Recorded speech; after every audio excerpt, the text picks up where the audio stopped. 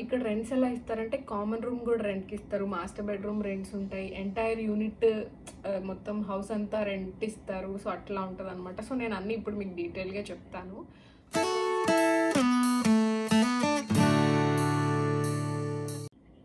Hello, welcome back to our channel software daddy smart mummy. So ఈరోజు most requested video, చాలా రోజుల నుంచి అడుగుతున్నారు, cost of living in Singapore అని. మీకు టైటిల్ చూసి అర్థమైపోయి ఉంటుంది ఫస్ట్ థంబ్నెయిల్లోనే. సో ఫైనలీ మాకు ఎందుకు ఇంత టైం పట్టిందంటే మేము కూడా కొంచెం రీసెంట్ ఇన్ఫర్మేషన్ అంతా గ్యాదర్ చేసుకొని కొంచెం డీటెయిల్గా చెప్తే బాగుంటుంది కదా పైపైన చెప్పేదానికంటే అన్నట్లు కొంచెం ఇన్ఫర్మేషన్ కలెక్ట్ చేసి చెప్పడంలో మాకు కొంచెం టైం పట్టిందనమాట. సో వెయిట్ చేసినందుకు థ్యాంక్స్. చాలామంది అడిగారు మమ్మల్ని cost of living in Singapore చెప్పండి అని చెప్పి. సో కొంచెం పెద్ద వీడియో అవుతుంది, లెంత్ ఎక్కువ అవుతుంది, ఎందుకంటే చాలా ఇన్ఫర్మేషన్ ఉంది, అంతా చాలా useful information. So video end వరకు చూడండి, మధ్యలో స్కిప్ చేయడం అదంతా చేయదు. ఎందుకంటే సింగపూర్ గురించి తెలుసుకోవాలి అంటే ఇక్కడ ఏంటి అని అనుకుంటే కనుక వీడియో ఎండ్ వరకు చూడండి. బోర్ కొట్టకుండానే చెప్పడానికి ట్రై చేస్తాను, ఏమో నేను కూడా చెప్పలేను, బికాజ్ ఇదంతా క్యాలిక్యులేషన్లు. నాకు కూడా కొంచెం భయం వేస్తుంది అని గుర్తుపెట్టుకుంటానా లేదా అని చెప్పి. సో మొత్తం వీడియో అంతా చూడండి, ఓకేనా? ఎండ్ వరకు స్టార్ట్ చేసేద్దాము. సో ఫస్ట్ వచ్చి సింగపూర్ కాస్ట్ ఆఫ్ లివింగ్ ఏంటి, ఇంత స్పెషల్ ఏంటి అంటే, Singapore one of the expensive cities అంటారు కదా. ఫస్ట్ సింగపూర్ అని అనగానే వాము అక్కడ కాస్ట్ ఆఫ్ లివింగ్ చాలా ఎక్కువ అని అంటారు. ఎందుకు అని అంటే నిజంగానే చాలా చాలా ఎక్కువ. ఇక్కడ వచ్చి మనం ఎర్న్ చేసుకొని సేవ్ చేసుకొని ఇవన్నీ మనం చాలా క్యాలిక్యులేటెడ్గా ఉండాలి. బేసిక్గా మిడిల్ క్లాస్, నేను మన గురించి అంటే నార్మల్ మనలాగా ఉండే వాళ్ళ గురించి చెప్తున్నాను. సో మనం వచ్చి మనం జనరల్లీ అవుట్ ఆఫ్ కంట్రీ వచ్చాము, ఆన్సైట్ వచ్చామంటేనే కొంచెం సేవ్ చేసుకోవాలి అట్లా అనుకుంటాం కదా. సో నేను ఆ పాయింట్ ఆఫ్ వ్యూలో చెప్తున్నాను అనమాట.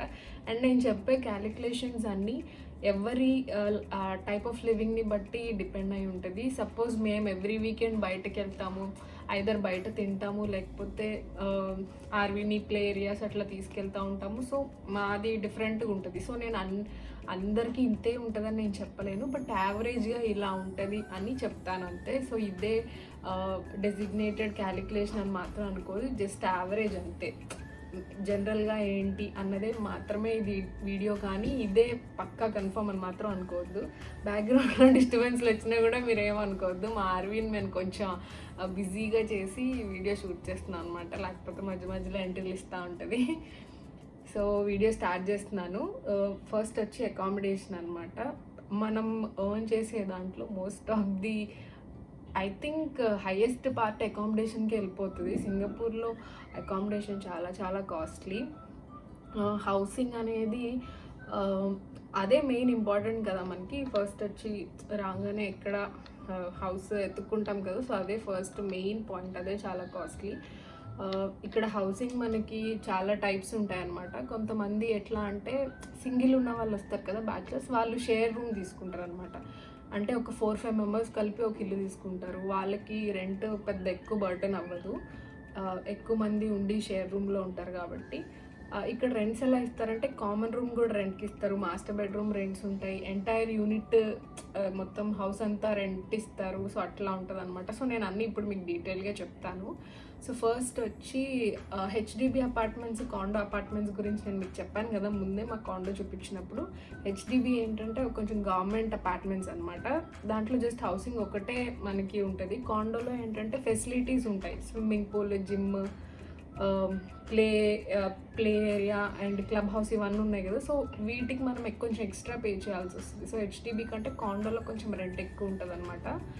సో ఫస్ట్ మనం హెచ్డిబి కాండో కామన్గా ఏంటి రెంట్స్ అనేది చెప్తాను. ఫస్ట్ వచ్చి షేర్ రూమ్, మీకు చెప్పాను కదా ఒక 5 మెంబర్స్ వచ్చి ఇక్కడ ఉండి అదే ఒక ఇంట్లో ఉండాలి అనుకుంటే వాళ్ళు షేర్ రూమ్ తీసుకుంటారు. ఇంకొకటి కామన్ బెడ్రూమ్ అనమాట. అంటే ఒక ఫ్యామిలీ ఆల్రెడీ ఉండి ఇంకొక రూమ్ రెంట్కి ఇస్తారు, అది కామన్ రూమ్ అవుతుంది. అంటే కామన్ రూమ్ మాస్టర్ రూమ్కి డిఫరెన్స్ ఏంటంటే మాస్టర్ బెడ్రూమ్లో అటాచ్ టాయిలెట్ ఉంటుంది, కామన్ రూమ్లో కామన్ బాత్రూమ్ ఉంటుంది అనమాట. బాత్రూమ్ బయట ఉంటుంది, బయట అంటే హౌస్ బయట కాదు, ఇంట్లోనే వేరే అటాచ్డ్ కాకుండా సెపరేట్గా ఉంటుంది. సో అది common room. And master bedroom చెప్పాను కదా, సో అది అటాచ్ టాయిలెట్ ఉండేది. ఇంకోటి ఎంటైర్ యూనిట్ అనమాట. సో ఇప్పుడు కామన్ రూమ్కి $700 అలా ఉంటుంది అనమాట. కామన్ రూమ్ అయితే. మాస్టర్ బెడ్రూమ్ అయితే $1000 అలా ఉంటుంది, ఎందుకంటే అటాచ్ టాయిలెట్తో పాటు వస్తుంది కాబట్టి.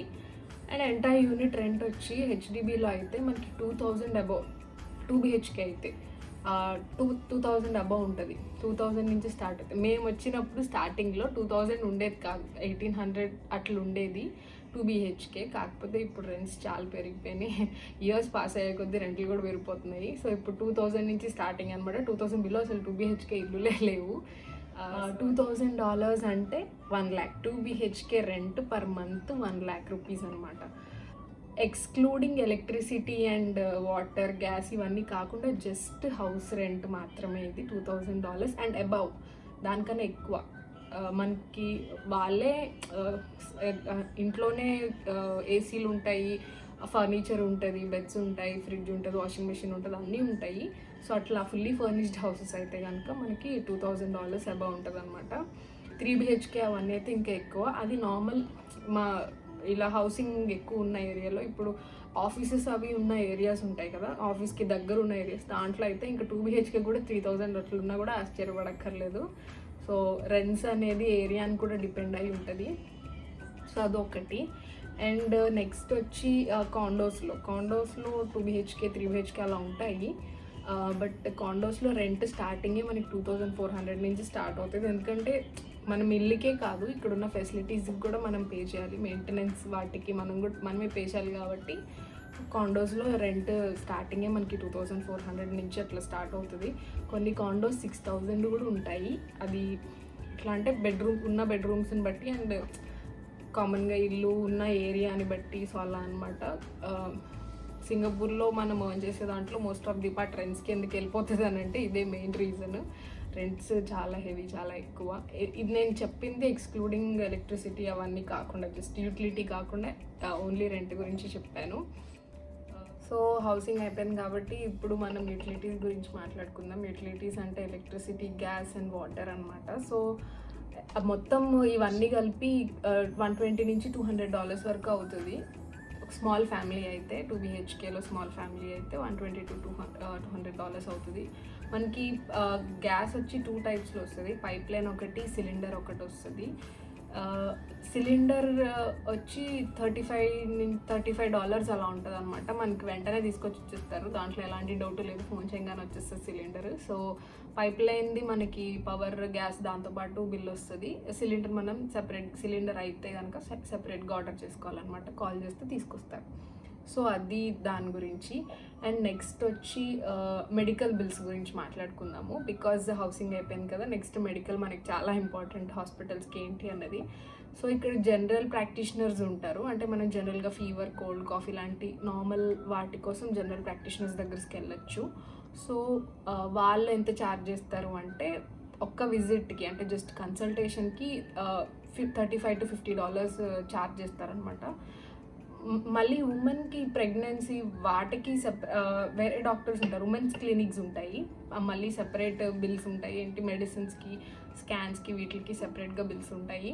నేను జస్ట్ నార్మల్ కన్సల్టేషన్ ఒక్కటే చెప్తున్నాను, బికాజ్ ఒక్కొక్క దానికి ఒక్కొక్కటి ఉంటుంది కదా, అవన్నీ చెప్పలేము. సో అది.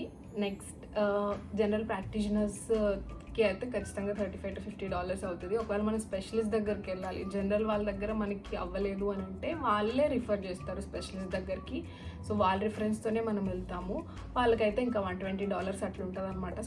స్పెషలిస్ట్ దగ్గరికి వెళ్తే వాళ్ళకి పెద్ద హాస్పిటల్స్ ఉంటాయి, సో అక్కడ ఉంటారు. మనకి జనరల్ వాళ్ళు ఇక్కడ దగ్గరలోనే ఉంటారు, బట్ మెయిన్ హాస్పిటల్ స్పెషలిస్ట్ అనేది మనకి వాళ్ళు రిఫర్ చేస్తారో వేరే దగ్గరికి వెళ్ళాలి. సో అదొకటి. అండ్ ఇది మెడికల్కి సంబంధించింది. నేను జస్ట్ కన్సల్టేషన్ గురించి చెప్పాను, నేను మెడిసిన్స్కి అవన్నీ ఇంక్లూడ్ చేయలేదు. సో అది. దాని తర్వాత వచ్చి మనం ఇప్పుడు మనము హౌసింగ్కి హాఫ్ రెంట్, అది మోస్ట్ ఆఫ్ ది రెంట్ హౌసింగ్కి అయిపోతుంది అనుకుంటున్నాం కదా. నెక్స్ట్ రెంట్ మ్యాక్సిమం దేనికి వెళ్తుంది అంటే స్కూలింగ్కి వెళ్తుంది అనమాట. చిన్నపిల్లలు ఉన్న వాళ్ళు స్కూలింగ్కి ఎక్కువ మనీ ఖర్చు పెట్టాల్సి వస్తుంది, బికాజ్ చాలా చాలా కాస్ట్లీ. సో ఇక్కడ స్కూలింగ్ ఎలా ఉంటుందంటే, ఇప్పుడు ఇద్దరు మదర్ అండ్ ఫాదర్ ఇద్దరు వర్కింగ్ అయితే కనుక కొంతమంది చిన్నపిల్లల్ని ఇన్ఫాంట్ కేర్స్లో ఉంచుతారు. వాళ్ళు కూడా అంటే ఇన్ఫాంట్ కేర్స్ అంటే మనం ఏం ఆలోచించక్కర్, వాళ్ళు కూడా మంచిగా చూసుకుంటారు. కాకపోతే అవి కొంచెం ఎక్కువ ఉంటుంది అనమాట ప్రైస్. ఇన్ఫాంట్ కేర్ ఏంటి అంటే 18 months లోపు పిల్లల్ని ఇన్ఫాంట్ కేర్లో ఉంచుతారు. సో వాళ్ళకి వచ్చి $1,500 to $1,800 per month అవుతుంది అనమాట. సో అది infant care below 18 months. 18 to 36 months వాళ్ళని మనము చైల్డ్ కేర్లో ఇస్తాము. వాళ్ళు కొంచెం ఆ చైల్డ్ కేర్లో వాళ్ళకి కొంచెం నేర్పిస్తూ ఉంటారు అనమాట డిసిప్లిన్ అన్నది. సో వాళ్ళ దగ్గర చైల్డ్ కేర్ కాబట్టి కొంచెం తక్కువే ఉంటుంది. సో అదొచ్చి ఒక 1,200 అలా ఉంటుంది అనమాట చైల్డ్ కేర్ అయితే. ఇంకా దాని తర్వాత నుంచి pre school, primary education, secondary education అలా ఉంటుంది. సో ఇది ప్రీ స్కూల్ అన్నదానికి కూడా మళ్ళీ మనకి డిఫరెంట్ ఉంటుంది అనమాట. గవర్నమెంట్ ఉంటాయి, ప్రైవేటు ఉంటాయి. ఇప్పుడు మనం ప్రైమరీ ఎడ్యుకేషన్లోకి వస్తే గవర్నమెంట్ వాళ్ళకి తక్కువ ఉంటుంది స్కూల్ ఫీజు అనేది. పర్ మంత్ 300 అట్లా ఉంటుందేమో. బట్ ఇక్కడ ఇంటర్నేషనల్ స్కూల్స్ ఉంటాయి, ఇప్పుడు సెపరేట్ స్కూల్స్ ఉంటాయి అనమాట. అంటే ఇప్పుడు కెనేడియన్ స్కూల్స్ ఉంటాయి, జాపనీస్ స్కూల్స్ ఉంటాయి, చైనీస్ ఉంటాయి, ఇండియన్ స్కూల్స్ కూడా ఉంటాయి. సో వాటిలో జాయిన్ చేయాలనుకుంటే పర్ మంత్ మనకి ఈజీగా $1,800 అబవ్ అవుతుంది. అంటే పర్ మంత్ 1 lakh అలా అవుతుంది అనమాట. ఆల్మోస్ట్ అంతకన్నా ఎక్కువే అవుతుంది నాకు తెలిసి. ప్రైమరీ, సెకండరీ అవి నేను చెప్పేది. సో మనం నార్మల్ స్కూల్స్లో వేసుకోవాలి అని అదే ఇంటర్నేషనల్ మన ఇండియన్ స్కూల్స్లో వేసుకోవాలనుకుంటే కనుక అంత 1 lakh ఈజీగా అవుతుంది పర్ మంత్. మళ్ళీ వాళ్ళు స్టాండర్డ్ పెరిగే కొద్దీ ఎవ్రీ ఇయర్ మనకి ఫీజు ఆబ్వియస్గా మనకి ఇండియాలో అలాగే ఇక్కడ కూడా అలా పెరుగుతూనే ఉంటుంది. అండ్ వాళ్ళకి ఓన్లీ స్కూల్ ఫీజు గురించి చెప్పాను. స్టేషనరీ ఇంకా అవన్నీ సెపరేట్ ఉంటాయి. అవన్నీ తెలుసు కదా మనకి, ఎక్స్ట్రా అవన్నీ మనం పెట్టుకోవాల్సి వస్తుంది. నేను జస్ట్ స్కూల్ ఫీజు వరకే చెప్పాను. సో అదొకటి. అండ్ నెక్స్ట్ వచ్చి ట్రాన్స్పోర్ట్ గురించి మాట్లాడుకుందాము. ట్రాన్స్పోర్ట్ ఏంటంటే ఇక్కడ సొంతంగా కార్లు అనేది చాలా తక్కువ. ఇక్కడ మోస్ట్లీ పబ్లిక్ ట్రాన్స్పోర్ట్నే ఎంకరేజ్ చేస్తారు. అందరూ పబ్లిక్ ట్రాన్స్పోర్టే యూజ్ చేస్తారు. ఎవరికి వాళ్ళకి కార్స్ అనేది చాలా చాలా చాలా రేర్ అనమాట. సో ఫస్ట్ వచ్చి వీళ్ళు మనం చూస్తూ ఉంటాం buses, bus, train, MRT bus ఉంటాయి కదా. సో అవే మెయిన్ ట్రాన్స్పోర్ట్ అంటే అది కాదు అనుకుంటే ట్యాక్సీలో వెళ్తాం మేము. ట్యాక్సీ మోస్ట్లీ కోవిడ్ టైం అంతా మేము ట్యాక్సీలోనే ట్రావెల్ చేసాము. దాంట్లో బస్ ట్రైన్లో వెళ్ళలేదు. సో ట్యాక్సీస్ ఉంటాయి, గ్రాబ్ ఉంటుంది, గోచెక్ ఉంటుంది, అట్లా చాలా ఉంటాయి అన్నమాట ట్యాక్సీస్. సో యాప్స్ ఉంటాయి ఇప్పుడు మనకి ఇండియాలో ఓలా, ఊబర్ ఎలాగా. సో అలానే యాప్స్ ఉంటాయి. సో యాప్లో మనం క్యాబ్ బుక్ చేసుకుంటే క్యాబ్ వస్తుంది, తీసుకెళ్తుంది. సో క్యాబ్ వచ్చి మనకి రౌండ్ ఒక $20 అలా అవుతుంది అనమాట క్యాబ్లో వెళ్తే. బట్ మనం పబ్లిక్ ట్రాన్స్పోర్ట్ యూజ్ చేస్తే కనుక యావరేజ్గా మనకు మంత్కి ఒక $150 అంతే. $150 కంటే ఎవ్రీడే జర్నీ చేసినా కూడా, ఎవ్రీడే ట్రావెల్ చేసినా కూడా మనకు అంతకన్నా ఎక్కువ అవ్వదు పబ్లిక్ ట్రాన్స్పోర్ట్ అయితే, బస్ అండ్ ట్రైన్ అయితే. సో అది ట్రాన్స్పోర్ట్కి సంబంధించి. అండ్ నెక్స్ట్ వచ్చి మనం ఎంటర్టైన్మెంట్ అంటే ఇప్పుడు మనం వీకెండ్లో డిన్నర్స్, మూవీస్ ఇవి ఉంటాయి కదా. సో అవన్నీ అనమాట. సో ఇక్కడ డిన్నర్ అనేది ఇప్పుడు మనం డిన్నర్ అని ఎట్లనో అనుకుంటున్నాం కాబట్టి, సో మొత్తం నేను ఫుడ్ గురించి అంతా చెప్తాను. ఇప్పుడు groceries per month every house హోల్డ్లో ఇప్పుడు ఒక 3 ఫ్యామిలీ మెంబర్స్ ఉన్నారు అంటే ఇంట్లోనే కుక్ చేసుకుని ఇంట్లోనే తినే వాళ్ళకైతే ఈజీగా ఒక $300 అట్లా అవుతుంది గ్రోసరీస్తో ఇంక్లూడ్ చేసి. ఇప్పుడు మేమైతే ఎవ్రీ వీకెండ్ బయటకు వెళ్తాం ఖచ్చితంగా. సో ఎవ్రీ వీకెండ్ బయటకు వెళ్ళినప్పుడు తింటాం కాబట్టి వీకెండ్ ఒక్కసారే తింటాము. బట్ మనకి రెస్టారెంట్స్ అనేవి కూడా మనకి డిఫరెంట్ టైప్స్ ఉంటాయి అన్నమాట. ఇప్పుడు హాకర్ సెంటర్స్ ఉంటాయి, అక్కడ $3 నుంచే స్టార్ట్ అవుతుంది మనకి ఫుడ్ అనేది. హాకర్ సెంటర్స్ అంటే మీకు చూపిస్తూ ఉంటాం కదా, మేము ఫుడ్ కోర్ట్స్లో తింటూ ఉంటాము, ఈ కొరియన్ ఫుడ్ అవి తింటూ ఉంటాం కదా మేము. సో అది హాకర్ సెంటర్స్ అనమాట. అక్కడ $3, $5 అక్కడి నుంచే స్టార్ట్ అవుతుంది ప్రైస్ అనేది ఫుడ్. బట్ కొన్ని రెస్టారెంట్స్ ఉంటాయి, రెస్టారెంట్స్కి వెళ్తే మనకి $30 నుంచి $50 వరకు అవుతుంది అనమాట. ఇప్పుడు కుంభకర్ణ ఇవి ఉన్నాయి కదా. సో ఆ రెస్టారెంట్స్ గురించి యావరేజ్గా ఎంత తింటే అంత అవుతుంది, అది అందరికీ తెలుసు. బట్ నేను యావరేజ్గా చెప్తున్నాను. ఒక స్మాల్ ఫ్యామిలీ, 2 అడల్ట్స్ అండ్ ఒక చైల్డ్ అయితే ఎంత అవుతుంది అన్నది చెప్తున్నాను. సో అదనమాట రెస్టారెంట్స్. ఇంకోటి లగ్జరీ ఫైన్ డైనింగ్స్ ఉంటాయి, అక్కడికి వెళ్తే మనకి లోపల వెళ్ళి కూర్చుని జస్ట్ నార్మల్గా తిన్నా కూడా ఒక $100 ఈజీగా బిల్ అవుతుంది. అంటే పెద్ద రెస్టారెంట్స్ అనమాట, కొంచెం క్లాసిక్ రెస్టారెంట్స్ ఉంటాయి కదా. సో అవి సో ఇది ఫుడ్కి సంబంధించింది. సో ఇది కూడా అయిపోయింది. నేను రెస్టారెంట్స్ గురించి కూడా చెప్పేశాను. ఇంకా నెక్స్ట్ వచ్చి కమ్యూనికేషన్, అంటే మనకి ఫోన్ బిల్లు, వైఫై ఇవన్నీ అనమాట. సో ఇక్కడ నెట్వర్క్స్ మనకిలాగే ఎయిర్టెల్ అలా ఇలా ఇక్కడ కూడా స్టార్ హబ్, సింటెల్ అలా ఉంటాయి. సో వాటికి ఇప్పుడు వైఫై మనం ఇంట్లో పెట్టించుకునే వైఫై సెపరేట్ ఉంటుంది, మనకి మొబైల్ డేటా అవన్నీ. సో అవి అంతా సెపరేట్ అవుతుంది, ఇదంతా కమ్యూనికేషన్లోకి వస్తుంది. సో దీని బిల్స్ ఇవన్నీ సెపరేట్, ఇవి మనకి మళ్ళీ యూటిలిటీ వాటిలోకి రావు. ఈ వైఫై అదంతా సెపరేట్, మనం సెపరేట్గా పెట్టించుకోవాలి. సో నెక్స్ట్ దాని తర్వాత వచ్చి మూవీస్, జిమ్, క్లబ్ ఇవి ఉంటాయన్నమాట. మూవీస్కి పర్ హెడ్ $15 to $30 అంతే, $15 to $30 ఉంటుంది ఒక్కొక్కరికి. ఇంకొక ఇంట్రెస్టింగ్ పార్ట్ ఏంటంటే ఇక్కడ ఇంటర్వెల్ ఉండదు అనమాట, కంటిన్యూస్గా మూవీ చూడాలి. ఫస్ట్ డే అదే ఒకసారి వెళ్ళి కూర్చున్నామంటే సినిమా ఏ వరకు బయటకు రాము. తర్వాత జిమ్ జాయిన్ అవ్వాలి అని అనుకునే, మెంబర్షిప్ తీసుకోవాలి అని అనుకున్న వాళ్ళు $150 to $300 అవుతుంది. జిమ్, జుంబా, ఆల్ ఎక్సర్సైజ్కి, బాడీ యాక్టివిటీస్కి సంబంధించినవి అయితే ఒక $150 to $300 మెంబర్షిప్ కోసం అయితే ఖచ్చితంగా పే చేయాలి. సో ఇప్పుడు నేను ఆల్మోస్ట్ జనరల్గా ఉండే అవసరాలు అవన్నీ నేను టోటల్ కవర్ చేసేసినట్టే, ఇంకా నాకు తెలిసి నేనేం వదలలేదు. సో ఇది నేను జస్ట్ ఒక యావరేజ్గా ఒక మిడిల్ క్లాస్ మనం ఎంతవరకు చూసుకుంటాము, మనకి ఏది యూజ్ అవుతుంది అంటే మనకి ఇవి కొన్ని మ్యాండేటరీ ఉంటాయి కదా, ఇప్పుడు ఎడ్యుకేషన్, అకామిడేషన్ ఇవన్నీ. సో నేను వాటి గురించే చెప్పాను. మిగతావి ఇంకా మన టైప్ ఆఫ్ లివింగ్ని బట్టి డిపెండ్ అయి ఉంటుంది. అంటే ఇప్పుడు షాపింగ్స్ అని ఇంక ఇవన్నీ మనం ఎక్స్ట్రా అవన్నీ నేను చెప్పలేను కూడా. సో మనం ఎక్స్ట్రాగా చేసే షాపింగ్స్ కానీ లేకపోతే ఎటన్నా ట్రిప్స్ అట్లా వెళ్ళినా, సో మనం ఇండియా వెళ్ళినా కూడా, ఇన్ కేస్ ఇండియా వెళ్ళినా కూడా ఫ్లైట్ టికెట్ ఎంత అవి కూడా మనము దీంట్లోనే ఇప్పుడు కాస్ట్ ఆఫ్ లివింగ్లోకే వస్తుంది. సో అవన్నీ కూడా నేను క్యాలిక్యులేట్ చేయలేదు, బికాజ్ మనం చెప్పలేం కదా. మేము లిటరల్లీ నేను ఇయర్లీ 2 or 3 వెళ్తూ ఉంటాను ఇండియా, బట్ ఇయర్ అసలు ఇండియాకే వెళ్ళలేదు. సో అలా ఉంటుంది, డిపెండ్స్. కాబట్టి నేను దాని గురించి ఇంక్లూడ్ చేయలేదు. సో నాకు తెలిసి నేను మొత్తం cost of living of Singapore అనే కాన్సెప్ట్లో ఏమేమి అనుకున్నానో, ఎంత ప్రిపేర్ అయ్యానో అది మొత్తం చెప్పేశాను. సో ఇప్పుడు ఫైనల్గా నేను యాక్చువల్లీ ఈ పాయింట్ కూడా మెన్షన్ చేయాలి. ఏంటి అంటే ఇక్కడ డిఫరెంట్ టైప్స్ ఆఫ్ వీసాస్ ఉంటాయన్నమాట. వీసాని బట్టి కూడా మనకి ఇందులో కొంచెం డిఫరెన్సెస్ అనేవి జరుగుతాయి. నేను వీసాస్ గురించి సెపరేట్గా ఒక వీడియో చేస్తాను. మేబీ అప్పుడు మీకు ఇంకా కొంచెం క్లారిటీ అనేది వస్తుంది.